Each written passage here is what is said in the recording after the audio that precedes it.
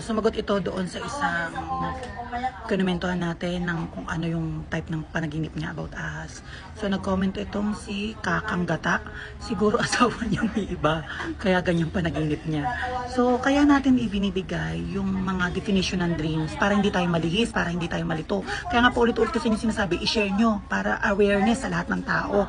May idea kung pag ito yung napaginipan, ito yung magiging mangyayari. Diba? So pag ito yung napaginipan, pwede hindi pala sa atin, pwede sa ibang tao pala. So yung mga ganitong comment, siguro asawa niya may iba kaya ganyan panaginip niya. Aralin niyo yung panaginip. Kaya tayo nabibigyan ng awareness, hindi para maging ganyan. Diba? Nagiging judgmental tayo sa panaginip ng iba. So nag-comment siya doon sa panaginip na ahas na ang definition natin ay minimal na problema, minimal na stress. Nasa sayo yan kung susolusyonan mo kagad para hindi na manuklaw sa panaginip yung mismong ahas. Ang ahas na panaginip ay in general. Pwedeng pagtataksil ng asawa, pwedeng pera, pwedeng mga bills mo, pwedeng may nag-away sa family nyo, in general. Pero ang panaginip na ahas ay iniisip ng iba na swerte. Kasi nga, kagaya ng sinabi ko, panandali ang stress lang.